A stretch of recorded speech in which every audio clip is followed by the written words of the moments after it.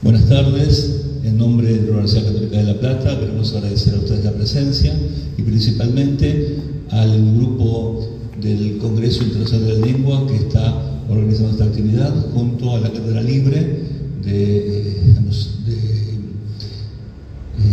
Cervantina y al viceconsulado de La Plata de España.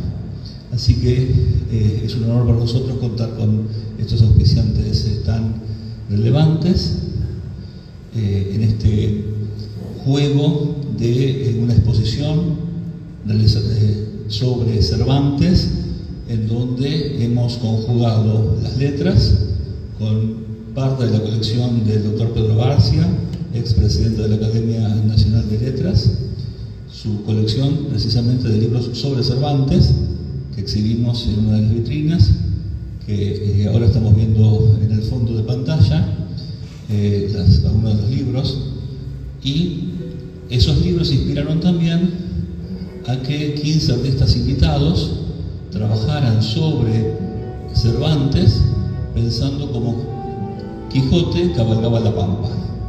Así que ese juego de imágenes, letras, nos llevan a imaginar cómo el hidalgo caballero estuvo en estas tierras.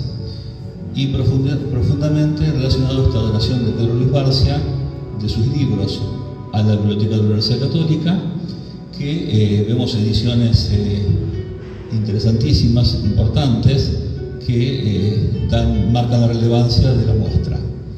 Bueno, y ahora pedimos que mostrar las imágenes del catálogo virtual que también hicimos sobre esta actividad, donde 15 artistas han trabajado sobre esta idea de Quijote en una de las salas. Aquí vemos a Quijote hecho en madera, una escultura de 1,80 m, donde el artista planteó un Quijote como un autómata hecho en madera y su cuerpo es de libros, todo de materiales reciclados.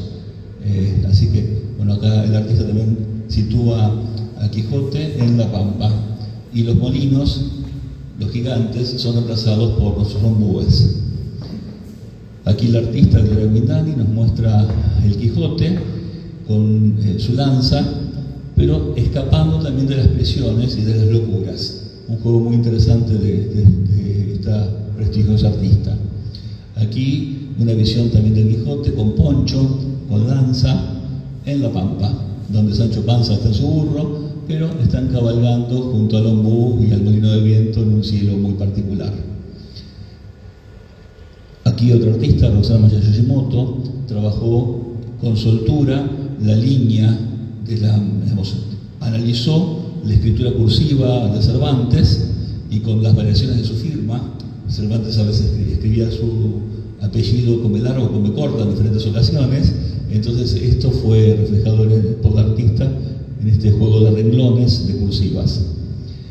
Aquí Eduardo Amigo nos muestra el Quijote, también en un trabajo interesantísimo en chapas de metal, donde fue soldando y generando superposiciones como hojas de libros, como que el Quijote está aquí en la pampa, en esta forma tan expresiva y dimensional. Otro artista, Virginia Mirán, nos muestra al hombre de la Mancha. Estamos trasladando la Mancha a la pampa con los típicos molinos y la posibilidad de cabalgar este espacio tan cercano a nosotros y que nos remite a las historias del Quijote. Aquí vemos una obra también ya caricaturesca, publicada en la revista Ricotipo hace unas décadas, en donde Quijote está enojado con un pájaro, con un ave, que fue la que le hace la mancha. Aquí encontramos, que no se aprecia tanto en la foto, el sol que vemos atrás es un espejo, en donde Quijote y Rocinante luchan contra el molino de viento, pero en el espejo estamos todos podemos ser Quijote.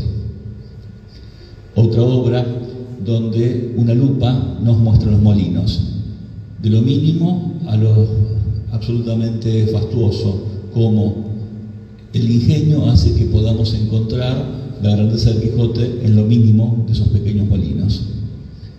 En la siguiente obra vemos cómo Andrea Pennaccioni también trabaja la idea del Quijote en la Pampa, en donde el color es el símbolo que embellece la obra.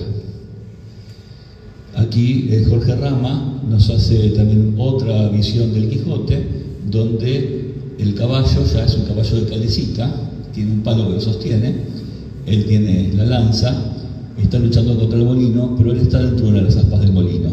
Es un juego también muy interesante desde lo metafísico, ¿no? De ser parte del todo y sumarse. Ahí vemos una impresión de la obra. En la siguiente encontramos a Alejandro Rabasi, un dibujante también excelente, donde nos trae el Quijote a la Pampa, pero nos lo muestra con los molinos de viento, y su Rocinante se llama Rositanantes. Y Quijote tiene a su escudero fiel, a Sancho, que le lleva la escalera para escalar esos molinos. Una visión también divertida, pero que nos remite al Quijote de nuestras tierras con el horizonte.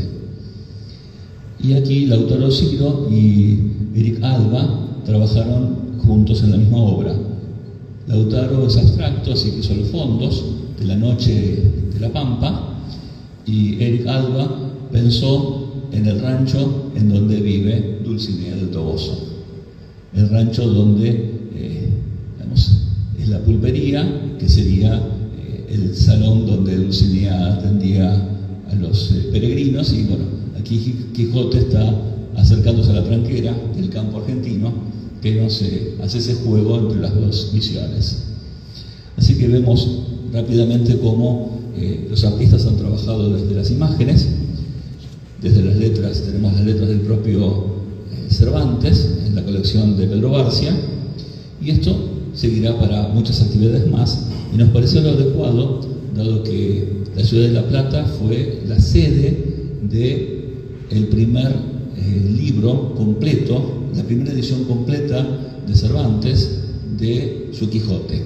Entonces, como eso nos ha dado pie a hacer nuestras bases para tratar que nuestra ciudad sea una ciudad cervantina. Por lo cual estamos con el grupo del Congreso Internacional de la Lengua, que estamos trabajando para que La Plata en algún momento sea sede de este congreso, pero hemos hecho esta propuesta. Así que vamos a escuchar ahora a dos expertos que desde las letras nos van a comentar estas posibilidades. Tenemos a Hugo Márcico, periodista, quien va a hablar sobre esta edición del Quijote y sobre la relación del Quijote como Cervantes fue quien obviamente lo escribió, pero que nos da pie a nosotros a seguir reescribiéndolo. Y para cerrar, Alejandro Carranza, también abogado, escritor, tratadista, nos va a hablar sobre una relación directa entre Cervantes con su Quijote y nuestro maravilloso poema local, telúrico, donde tenemos que entender la Pampa como Hernández vio esa imagen parecida a la de Quijote en nuestra Pampa, y Martín Fierro en su estrecha relación a Quijote. Así que qué mejor que escuchar a los expertos y tener ya este pantallazo de lo que vamos a ver. Le damos entonces la palabra a Hugo Márcico. Bueno, muy buenas tardes. Muchas gracias por la presencia. Agradecerle especialmente al querido Walter Di Santo, que siempre abre este museo para el arte y especialmente para los escritores en este caso. Qué increíble, pensaba yo, que estemos recordando a 410 años de su fallecimiento un escritor, ¿no? Me parecía algo increíble. Y como él lo dijo, desde el 2021 venimos trabajando para que La Plata sea en el 2028 la sede del Congreso Internacional de la Lengua Española.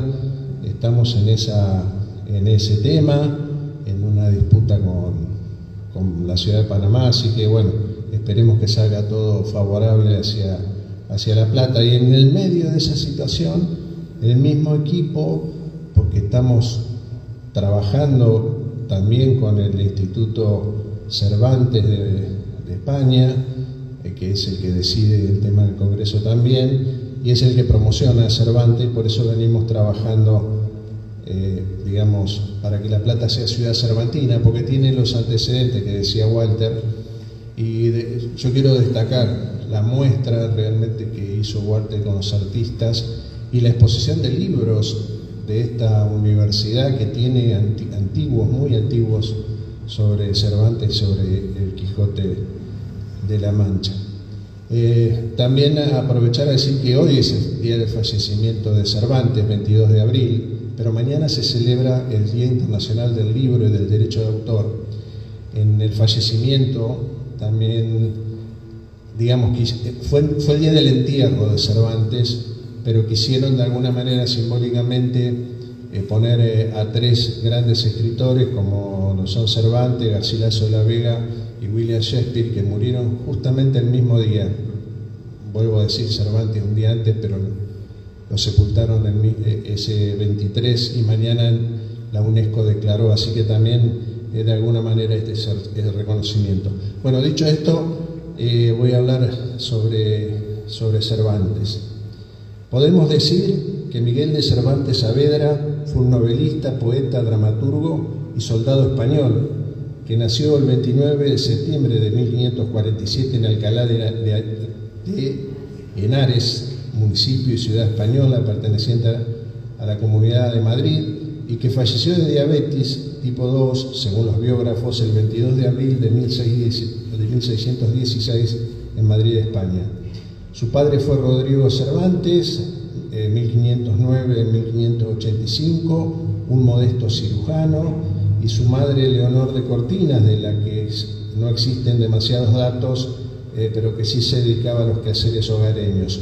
Su lengua materna, la de Miguel Cervantes, era el español medio, lengua usada entre finales del siglo XV y siglo XVII con cambios gramaticales y fonológicos, transformando el español medieval en el español moderno, y que también profesó la fe católica. Sus hermanos fueron Andrés, Andrea, Luisa, Rodrigo, Magdalena y Juan, el que solo conocía a su padre y lo menciona en el testamento. Cervantes se casó el 12 de diciembre de 1584 con Catalina Salazar y Palacios. Antes de su casamiento, según la historia, en marzo de 1584 nació en Madrid Isabel Rodríguez y Villafranca, la única hija natural de Miguel Cervantes, y su amante Ana de Villafranca y Rojas. Siendo muy joven, a los 24 años, Miguel de Cervantes combatió en la batalla naval de Lepanto, que se llevó a cabo el 7 de octubre de 1751 en el Golfo de Patras, cerca de la ciudad griega de Naupacto, que en entonces era conocida como Lepanto. En esa batalla combatieron la armada del Imperio Otomano, los turcos, contra la coalición católica organizada por el Papa Pío V, llamada Liga Santa, formada en el Imperio Español, los Estados Pontificios, la República de Venecia, la Orden de Malta, la República de Génova y el Ducado de Saboya, que pudieron frenar a los otomanos. En el enfrentamiento, Miguel de Cervantes fue herido de gravedad en el pecho y en su brazo y mano izquierda, donde luchó por su vida en el hospital de Mesina. Luego de recuperarse, no le fue amputado su brazo izquierdo, pero le quedó inutilizado de por vida, por lo que se lo comenzó a apodar como el Manco de Lepanto. Hasta aquí, algunos aspectos de sus datos biográficos. En cuanto a la obra literaria más relevante de Miguel Cervantes, fue el ingenioso hidalgo Don Quijote de la Mancha, publicada su primera edición en 1605 y la segunda en 1615. Son muchos los que consideran que El Quijote resultó la primera novela moderna por su forma narrativa de vanguardia para la época, con un desarrollo realista de sus personajes y la búsqueda de la exploración de la ilusión ante la realidad. Se lo menciona como una de las mejores obras de la literatura universal. También se sostiene que solo la Biblia supera la cantidad de ediciones y traducciones del hidalgo caballero de la Mancha.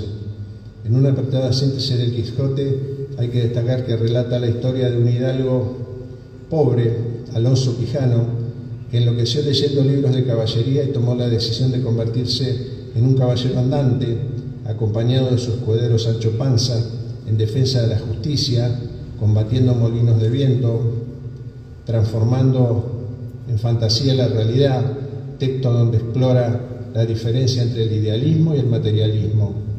Alonso Quijano toma el nombre de Don Quijote, llama a su caballo a Rocinante y elige como dama a Dulcinea del Toboso. Con su escudero comienzan a viajar, la gente se les burla, hasta que un amigo disfrazado de caballero lo derrota en Barcelona y lo obliga a volver a su casa. Allí recupera la cordura, pero enfermo y fallece, luego de haber renunciado a los libros de caballería. A través de su obra, Cervantes, mediante la sátira, realiza una profunda crítica de la sociedad de su tiempo, aunque al haber pasado más de 400 años, se mantiene vigente y puede tener una adaptación a esta época. Bueno, ahora esto es una breve síntesis del Quijote y de lo que fue Cervantes, pero ahora vamos a lo nuestro, a nuestra querida ciudad de La Plata. ¿Por qué nosotros aspiramos a que la ciudad sea ciudad cervantina? Por tres cosas básicas. Por esto que decía hoy Walter, que en 1904 se imprimió aquí en la ciudad de La Plata el primer Cervantes completo de Sudamérica. Ahora voy a dar detalles de eso.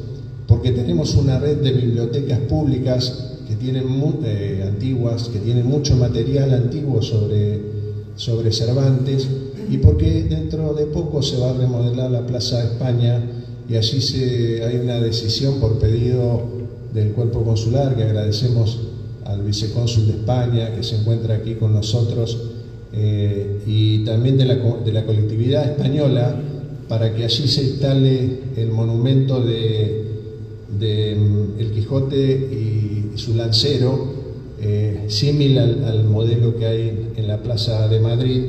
Así que son tres elementos que son muy fuertes para tener en cuenta para ser ciudad cervantina. Bueno, hay un blog que se llama Crónicas en Diagonal, que el 13 de diciembre del 2012 tituló 1904, se publica en La Plata la primera edición sudamericana del ingenioso hidalgo Don Quijote de la Mancha. Ocurre que en el año 1884, a 2 años de haberse fundado la ciudad de La Plata, se funda en nuestra ciudad la primera librería. Pertenecía a la firma Solá, C.C. Larrañaga y compañía y funcionaba en la calle 46 y 8. Posteriormente, por cambios en la sociedad, se traslada a diagonal 74 y 46. La librería de C.C., como se la conocía, rápidamente se convirtió en un punto de reunión en la joven ciudad. Era común ver entre sus contertulios a Luis Ricardo Force, a Daniel Goitía, Julián Solveira, Joaquín Carrillo, Pedro de Leye, Alejandro Cor, uno de nuestros sabios, Adolfo Saldías, Adolfo Moreno, Enrique Rivarola, entre otros. Paralelamente a esta actividad, en los fondos del local, sus dueños deciden instalar una pequeña imprenta, comenzando así como editores. Con el correr de los años, esta nueva actividad se incrementó hasta que en 1904 dan a luz la edición de una obra que se le daría trascendencia internacional. Se trataba de la publicación del ingenioso hidalgo Don Quijote de la Mancha de Miguel de Cervantes Saavedra. Lo destacable es que después de 300 años de publicada por primera vez este clásico universal de los talleres gráficos de Cecilia Larrañaga, se convertía en la primera edición sudamericana de su versión integral. El único antecedente, era una edición uruguaya del año 1880, que además de contener algunos errores, no se trataba de una versión completa de la obra. La dirección de esta primera edición estuvo a cargo de uno de los habitués de la librería, Luis Ricardo Force, un erudito de la obra de Cervantes. Force nació en 1843 en Barcelona, estudió Derecho en la Universidad de Barcelona y fue luego abogado de la Casa Medinaceli, en la que se desempeñó también los cargos de archivero y bibliotecario adjunto, trabajo que le serían en el futuro muy útiles. Participó en el movimiento republicano de julio de 1866, por lo que tuvo que emigrar a América. Este catalán republicano fue además un reconocido cervantista, un impulsor de la enseñanza de la bibliotecología y un abogado con gran participación política. Su figura estuvo vinculada al Partido Radical y a la masonería. Ya en La Plata presidió en 1896 la Liga Liberal, mezcla de partidos políticos, club y sociedad de educación democrática, integrada por un grupo de representantes que habían formado la Unión Cívica y se hallaban desilusionados por la política abstencionista tras la derrota de la Revolución Radical de 1983, que se había vivido con intensidad en La Plata. Entre 1898 y 1908 dirigió la Biblioteca Pública de la Universidad de La Plata. En tal carácter, a partir de su convicción laicista, organizó actividades de extensión denominadas lecturas dominicales. Su pasión por la bibliotecología lo hizo llevar adelante el primer intento de organizar enseñanza bibliotecaria en la Argentina. En febrero de 1904 elevó un proyecto al Poder Ejecutivo de la provincia proponiendo la creación de una escuela especial para bibliotecarios.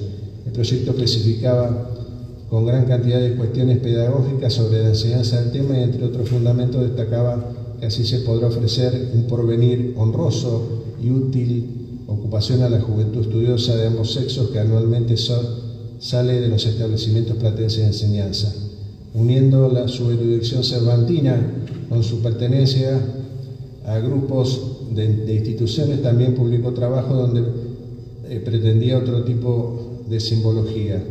La edición en nuestra ciudad fue publicada en 1904 y en su portada se lee: la primera edición sudamericana ilustrada, procedía de la vida de Cervantes. Estas páginas sobre la vida de Cervantes fueron escritas por Luis Ricardo Force, de la cual también existen en la edición individual del año 1916. En la portadilla se lee la siguiente dedicatoria: dada la luz en homenaje a ese inmortal escritor, al celebrarse en la ciudad de La Plata el tercer centenario de la impresión y publicación de la célebre obra. Ya un poco para ir terminando por mi parte, quiero dejar un trabajo de investigación que ha hecho la investigadora Cristina Espinosa, que yo honestamente debo reconocer algo que si bien había estudiado bastante la historia de la ciudad, me encontré con esta posibilidad de que en 1904 se imprimió el primer Quijote aquí en La Plata, cuando en una guiada en el cementerio de La Plata, en la bóveda justamente de César Larrañaga, que allí Cristina Espinosa comentó esto, ¿no? Y no sé, era un tema que no lo sabía. Y ella de su trabajo con distintas bibliografías, especialmente con un libro que se llama La Ciudad del Milagro, escrito por la editorial Corregidor en 1982, dice: la nueva capital de la provincia de Buenos Aires acababa de festejar su 22º aniversario. Pasada la euforia de los primeros años, la ciudad vegetaba en tiempos difíciles. La vida intelectual era intensa. Alma fuerte en la plenitud de su vena poética, elaboraba el misionero. Florentino Ameghino investigaba sobre la ambigüedad del hombre de La Plata y Alejandro Korn meditaba sobre la libertad creadora. En aquellos años nacía Panchito López Merino. En el piso alto de la legislatura funcionaba la Biblioteca Pública Provincial bajo la dirección desde 1887 de don Luis Force, quien no solo la amplió y reorganizó en criterios científicos, sino que también dedicó su tiempo a la promoción de verdaderos salones literarios con destacadas personalidades dictaban conferencias. Fue seguramente en ellos donde surgió la iniciativa de celebrar dignamente el tercer centenario de la edición del Quijote, celebración que se concretó en la publicación de un libro con la versión original de la obra ilustrada. No solo será la primera edición argentina, sino sudamericana. En 1880 el diario La Colonia Española de Montevideo había publicado el texto completo en forma de folletín coleccionable, publicación que a su vez está precedida por una edición incompleta aparecida en Valparaíso en 1863.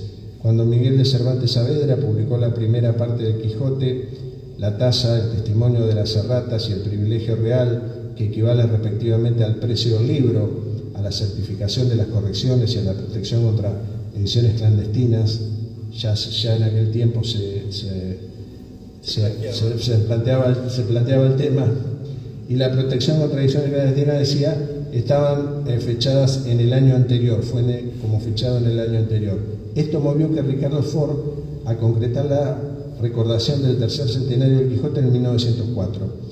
Ford constituye una comisión con él como presidente, con destacadas personalidades de la ciudad de ese momento, como Daniel Buitía, vicepresidente, Esteban Moya Catalán y Luis Reina Almandós en los cargos de prosecretarios, Julio Solveira como tesorero, Joaquín Camilo Pedro de Leye, Ramón Alejandro Korn, Jorge Larraín, Gregorio Lecol, Rodolfo Moreno, Enrique Esteban Rivarola y Adolfo Saldía ocuparon las vocalías de la comisión. Dicha comisión presentó el Quijote oficialmente el 20 de diciembre de 1904 en el Teatro Olimpo, durante un acto en el cual Ford efectuó una brillante exégesis de la obra, diciendo que hablaba en cumplimiento del deber inexcusable impuesto al presidente de la comisión, que desde entonces asumiría la gloria de haber llevado a la República para honor imperecedero de la ciudad de La Plata esta brillante fiesta del libro más extraordinario de la humanidad producido. El libro fue impreso en los talleres gráficos de Ezequiel Larrañaga con una tirada, yo diría, de tan solo 1.500 ejemplares. Por ser el primero de Sudamérica no era tanto, aunque quizás para la época sí, de las cuales uno se imprimió en papel Conqueror y fue reservado en la biblioteca pública, 50 ejemplares en papel inglés cuyo destino no se encuentra especificado de la comisión, las autoridades y los principales colaboradores en los gastos de impresión, 200 ejemplares se imprimieron en papel Berger a su lado y se destinaron a las bibliotecas. Los 249 restantes en papel de hilo fueron ofrecidos en ventas en librerías. Bueno, y ahora sí, para terminar, habla del prólogo del libro. Y dice: en el prólogo de esta edición, la Comisión Ejecutiva manifiesta que es la primera fiel y completa que se imprime en el continente sudamericano y que la costea la población culta de La Plata como homenaje perdurable a Miguel de Cervantes Saavedra y da luz para celebrar el tercer centenario de la impresión y publicación del Quijote, agregando que en esta edición se ha tratado de reproducir con total fidelidad el texto cervantino de las primeras ediciones impresas en los días del autor, adaptando las variantes y correcciones introducidas por este mismo en 1508 e ilustrado en brevísimas notas de 1608, e ilustrado con brevísimas notas de aclaraciones más necesarias. El texto está precedido por la biografía de Cervantes, firmado por Luis Ricardo Fors, que se ocupa en las páginas, en dos de sus páginas incluye una reproducción fotográfica de la partida de nacimiento de Cervantes de Alcalá de Henares, no sin antes transcribir y comentar la partida encontrada en los archivos parroquiales de Alcázar de San Juan. Además de esta lámina, se reproducen 6 dibujos originales de Pellecir que ilustran otros tantos momentos de las correrías de Alonso Quijano por los campos de La Mancha. Una octava lámina reproduce el busto de Cervantes que la comisión de homenajes hizo colocar en la biblioteca pública. No sé si todavía estará el busto de Cervantes. La edición platense del ingenioso hidalgo Don Quijote de la Mancha, de esmerada y cuidada presentación, constituye hoy una joya bibliográfica sumamente codiciada por cervantistas y la población en general. Bueno, muchas gracias.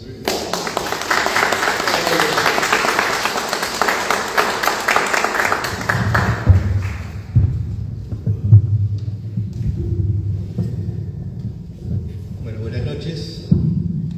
Gracias al museo y a Walter, con quien compartimos esta aventura casi de Quijotes, de intentar traer el Congreso de la Lengua a la ciudad de La Plata, con todas las adversidades que muchos de los amigos ya conocen, que hemos transitado, un panorama en la nación, en la provincia, en el municipio complejos, pero a medida que Hugo relataba este trabajo,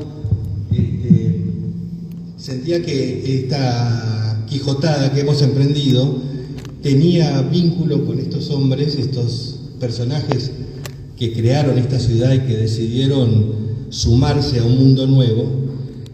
Fíjense ustedes, ¿no?, la diferencia. Las clases acomodadas de la ciudad subvencionando una publicación para las muchas bibliotecas que ya había en una ciudad en formación. Ni hablar de los personajes de nuestros 5 sabios, que todos conocen y admiran en la ciudad, y no olvidar del 6º sabio, el doctor René Favaloro, también salido de las entrañas de la sociedad platense.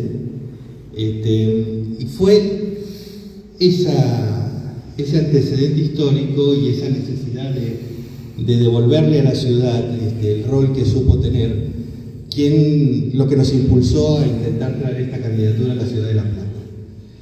Y en estos avatares de conseguirla, en octubre pasado estuvimos en Perú, en la ciudad de Arequipa, donde se decidía la próxima sede, y cual promotores de negocios de calle 12 estuvimos charlando y hablando y volanteando incluso, y en una de esas charlas caímos en una conferencia sobre Cervantes, donde estaba el director del Instituto Cervantes, García Montero, y una serie de exposiciones sobre el impacto del Quijote y la literatura de Miguel de Cervantes en el mundo hispánico.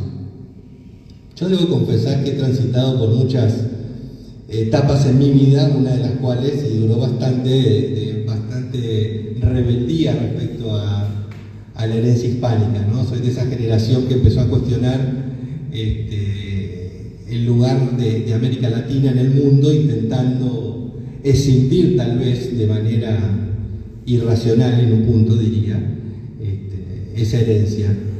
Y ocurrió algo que me emergió en ese momento, que no es original, pero para mí resultó una revelación. Entendí que el Quijote, como un personaje que intentaba un mundo mejor, por el cual fue tildado como loco, como tantos otros y tantas otras que han intentado cambiar las cosas para mejor, y en el otro extremo nuestro Martín Fierro, víctima también de un sistema injusto.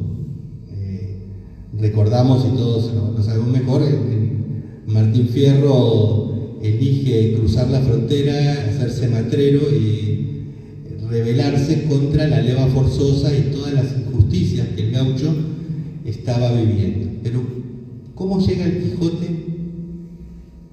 al Martín Fierro? En el medio hay una sucesión de eventos y personajes que trataría de no extenderme demasiado, pero sí no dejar de mencionarlos. Para que ustedes tengan una idea, en 1605, creo que se mencionó acá, fue la primera edición del Quijote. En 1607, en México, en una fiesta popular, ya había un español desfilando vestido de Quijote, con una armadura y una lanza, paseándose en alguna fiesta patronal, tal vez carnavalesca, ¿no? Estamos hablando de 1607, 2 años después de la edición del Quijote, ya empezaba a tener aparición popular. Pero esto no quedó ahí. También en Perú y en Bolivia, pero acá ya con una característica distinta. No olvidemos, México y Perú eran, digamos, las 2 sedes del gobierno español con mayor volumen político y mayor densidad administrativa y con mayor cantidad de influencia española, ¿no? Y también 2 de los lugares con un mayor choque cultural, porque no olvidemos que tanto Perú como México eran sede de civilizaciones en nuestro continente más avanzadas. Pero acá hay un caso en Bolivia muy particular, quienes ya algunos llamados cholos aparecían vestidos del Quijote, pero ya el Quijote no como un loco, sino como una figura de resistencia. Vale decir que el Quijote ya había atravesado el Atlántico y es acá, en un lugar en nuestro continente donde había un acomodamiento de 2 mundos distintos, o de varios mundos distintos, porque si bien había culturas dominantes en nuestro continente, no eran exclusivas, ya se interpretó o se rescató el valor simbólico del Quijote como una figura de resistencia. El Quijote tiene en el capítulo 22, creo, el Quijote va cabalgando con Sancho en esa errar para desfacer en tuertos, que se encuentra con un grupo de personas que van encadenadas y custodiadas por una fuerza militar. Este grupo pregunta que el Quijote, esta gente, ¿por qué es llevada de esta manera? Sancho Panza, que era el sentido común del pueblo llano, le dice, bueno, estos son los galeotes. Los galeotes eran personas que por distintos crímenes ante la corona eran condenados a ir a remar a los galeones. Quienes ven las series italianas en Europa, van a escucharlo decir al comisario Montalbano que al que va preso va a la galera. Se sigue manteniendo el hecho del castigo. Bueno, a Don Quijote esto lo enoja muchísimo y dice que nadie tiene derecho a llevar a personas contra su voluntad. Sancho Panza le explica y dice, no, bueno, mire, pero cometieron delitos contra el rey, así que tienen un castigo. A Don Quijote no le interesa mucho, se acerca, bueno, hay un evento donde le pide que le lean los cargos que le han hecho, los oficiales de justicia no quieren, bueno, hay un lío, intenta liberarlos y a uno que libera después se burla del mismo Quijote, y todo termina muy mal. Pero acá hay un hecho fundamental, yo diría que es un hecho hasta político de Cervantes, que por esas épocas había intentado por todos los medios venir a América y la corona española no lo dejaba. No le fue permitido venir a América. Lo que no sabía la corona y el gobierno español es que tal vez físicamente Cervantes no iba a cruzar el Atlántico, pero sí lo iba a hacer el Quijote. Y el Quijote llegó, y es notable cómo atraviesa toda la historia de este continente cierta idea de justicia. Y de rebelarse contra el poder real. Tiene sentido si entendemos esto, ¿no? Que este era un continente en formación, una nueva sociedad en formación. Bien, hay otro pasaje en el Quijote que es la ínsula barataria. La ínsula barataria es una broma que le hacen ciertos duques a Sancho Panza, que lo nombran gobernador de un espacio, la ínsula, donde va a tener que gobernar Sancho Panza, hombre iletrado, sencillo, básico. Don Quijote intenta advertirle que gobernar no es fácil, le da una serie de consejos y sorprendentemente ese hombre de pueblo, de niveles más bajos, logra gobernar y tomar decisiones acertadas, al contrario de lo que son las decisiones de los gobernantes de la época y de todas las épocas, ¿no? Que por lo general nunca nos resultan del todo aceptables ni beneficiosas para las sociedades que los tienen como autoridades. Y acá yo quiero rescatar este segundo hecho sociopolítico a través de la literatura, y es ese ideal de sociedad justa, ese espacio que Sancho Panza, desde su sencillez, pero lleno de sentido común, del sentido común que da la experiencia de estar en la base de la sociedad, e intenta revertir lo que son los atropellos, los excesos y las injusticias. Obviamente la experiencia de la ínsula barataria termina muy mal, porque los duques terminan burlándose, y un día Sancho dice, yo nací, como nací, algo así dice, no nací para ser gobernador, me retiro. Y acá hay un hecho, digamos, político tremendo. Quienes estaban atrás del poder lo pusieron y lo sacaron. Pero, acá voy a sumar el segundo elemento, teníamos la búsqueda de la justicia y la construcción de un espacio socialmente justo y mejor del que se estaba viviendo. Y no olvidemos que, tal como lo señalaba Hugo al relatar la biografía de Miguel de Cervantes, él estuvo preso, y estuvo preso mucho tiempo. El Imperio Otomano cobraba rescate por algunos, la tarifa que pedía por Cervantes era desmedida, no había quien la pagase, el gobierno español ni la iglesia terminaban por ayudarlo. Entonces algo sabía Cervantes de la relación siempre asimétrica que se tiene que tiene un ciudadano, ¿no? En su caso un súbdito, con el Estado o con la corona en ese momento. Entonces, si nosotros leemos el Quijote en esa clave de un Cervantes que, como todo literato en todo tiempo, tiene dificultades para sobrevivir, tiene que vivir de los aportes de los poderosos, y con un Estado que ya no lo contiene, pese a que peleó por él, estaba lisiado de un brazo, eso al parecer le impedía venir a buscar fortuna en América. Así que, desde mi perspectiva, algo de esto traslada Cervantes al Quijote. El Quijote estaría hablando en nombre de Cervantes, es mi impresión, pero encontró eco en América. En España, el Quijote es el caballero, el hombre que se enloqueció leyendo y perdió la perspectiva. Un amigo se disfraza de caballero, lo derrota, y Quijote vuelve a la normalidad, pierde su mundo ideal y muere enfermo. Vale decir que el sistema lo llevó de vuelta, se acabó esa ilusión de poder cambiar las cosas, y termina así. Acá ocurre algo particular, y es que la administración castellana, no española, castellana, era muy cerrada con los españoles americanos, quienes no tenían acceso o tenían un tope en la carrera administrativa, militar, etc. El Quijote seguía transitando. El Quijote, como idea de justicia y de ruptura con el sistema, seguía transitando. Para llegar al Martín Fierro tenemos que hacer unas escalas, y hay muchísimas, pero yo voy a mencionar 3 nada más: Simón Bolívar, José de San Martín y José Martín.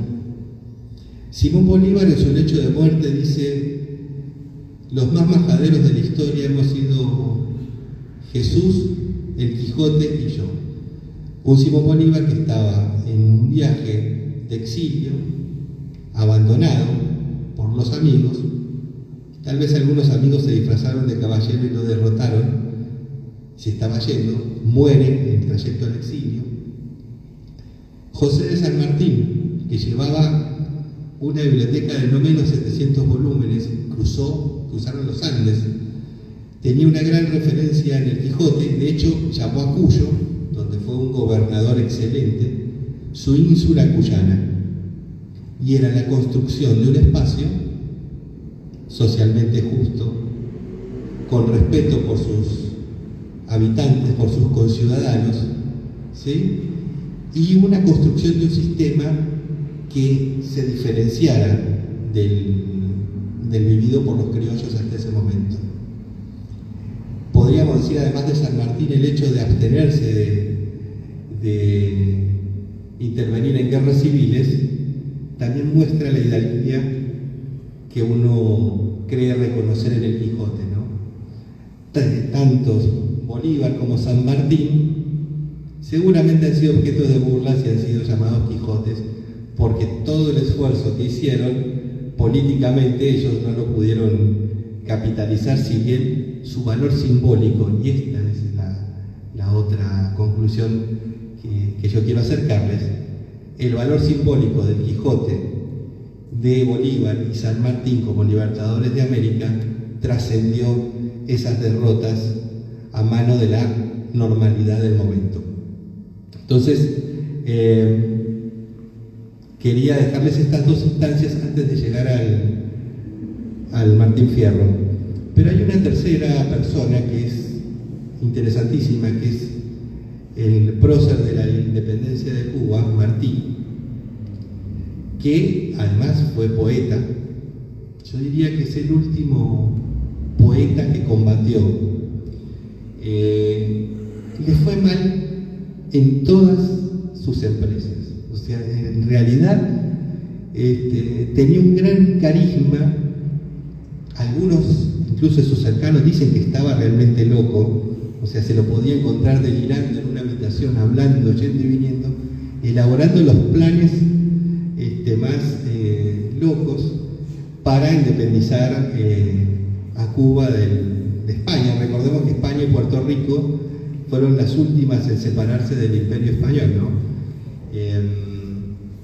Bueno, José Martí además en su literatura tiene innumerables citas y referencias a la literatura cervantina, no solamente en prosa, sino en todo lo que tiene que ver con la lírica, con la poesía, pero muere de la manera que uno diría desde el sentido común de Sancho Panza más absurda, y es que estaba en inferioridad de condiciones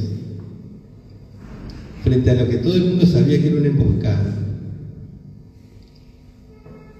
Sus generales y su oficialidad le decía que era más prudente retirarse, y él decide cabalgar en su Rocinante y acometer contra las tropas españolas, que obviamente lo mataron, ¿no? Poca gente sabe, porque después la Revolución Cubana ha tomado como prócer a Martí. Yo creo que ustedes muchos conocen la canción Guantanamera. Bien. El coro se lo agregaron a los músicos. Nosotros, en la letra son los versos sencillos de José Martí. Es uno de sus poemas más interesantes. Yo soy un hombre sincero, de donde crece la caña, y antes de morirme quiero tirar mis versos del alma. Y escribir el corito de Guantanamera. Lo que mucha gente no sabe, y lo sabemos en Argentina, que fue durante casi 7-8 años el corresponsal del diario La Nación en Nueva York, y fue cónsul argentino en Nueva York. Si algún día le preguntan o tienen ganas de investigar, van a ver que hay un paralelismo entre Don Quijote y José Martí que es tremendo. José Martí, contemporáneo del autor de El Martín Fierro. En estas tres escalas, fíjense que tal vez San Martín es el que lo define mejor. Era América una ínsula barataria en construcción. O sea, había una formación de una nueva sociedad bajo unas nuevas normas, una aventura. Fíjense que es muy, muy loco que pasamos a ser repúblicas. Repúblicas que nacieron casi inválidas, con problemas, ¿cierto? Es como a un invidente ponerlo a hacer una construcción solo, ¿no? Sin planos.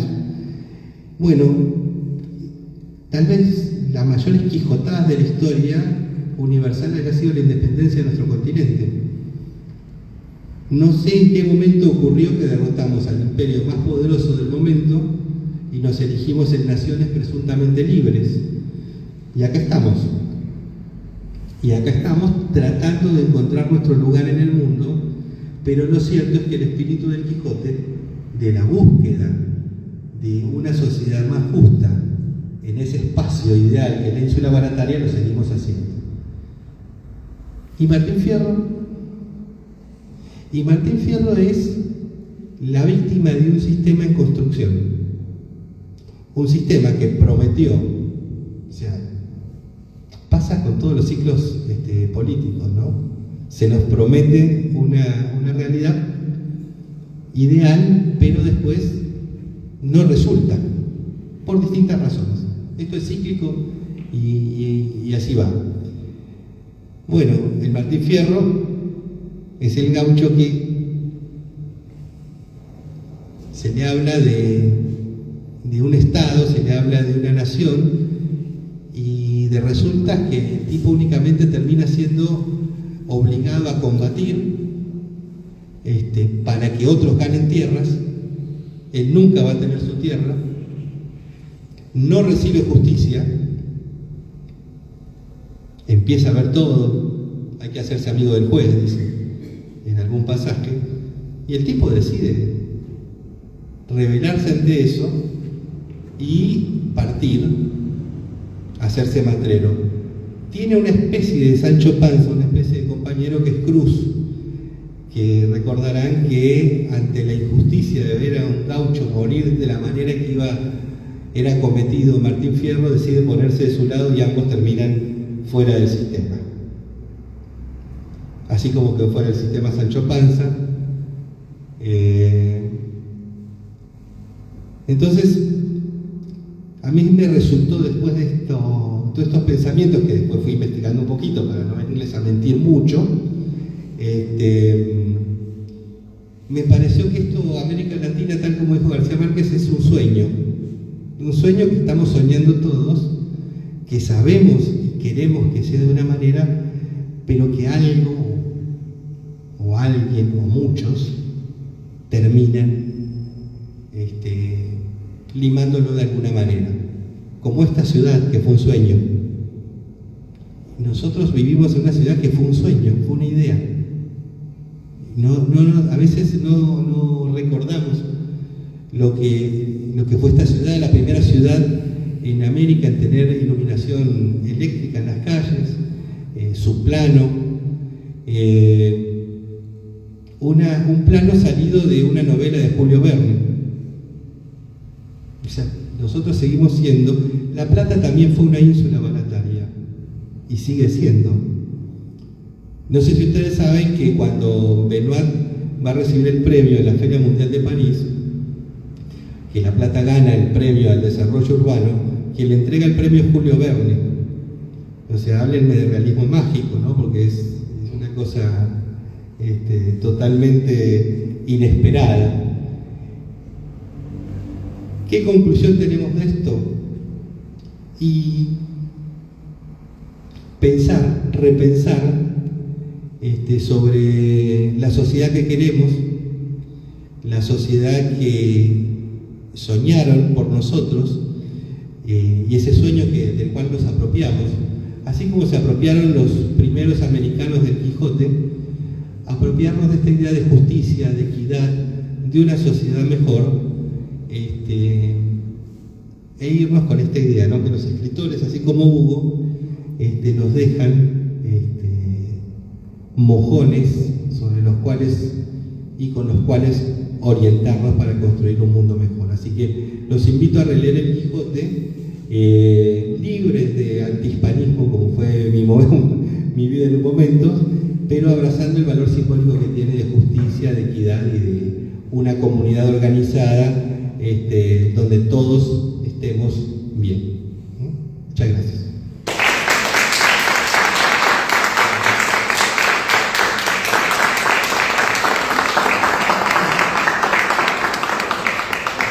Si alguien quiere hacer algún aporte, hacer algún comentario, alguna pregunta.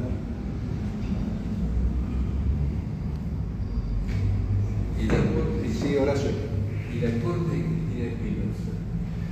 ¿Cómo? Y el aporte de Cristina Espinosa. ¿La aporte? Sí. Si lo puedes recordar. Sí, lo puedes recordar. El aporte de Cristina Espinosa. Bueno, ella una de las partes que yo leí fue la parte que ella nos dio de lo que investigó.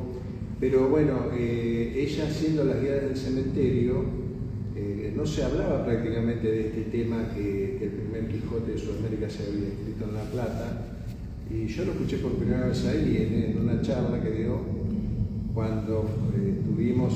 Ustedes saben que el cementerio fue también construido por Benoit. La parte histórica es el símil del plano de la ciudad trasladado al cementerio, y hay tantas familias tradicionales, y estas familias que habían fundado esta librería y esta biblioteca, donde se imprimió en 1904, Yo lo escuché ahí por primera vez y bueno, y ella nos hizo el aporte por escrito después de aportar datos de la cantidad de 1.500 ejemplares, en qué papel se imprimieron y demás.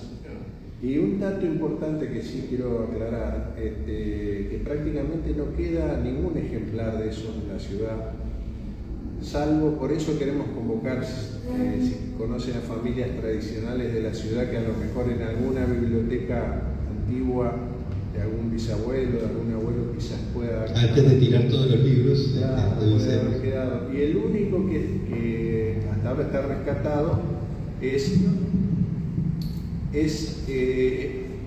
la Argentina tiene una ciudad cervantina solamente, que es Azul, la localidad de Azul en la provincia de Buenos Aires.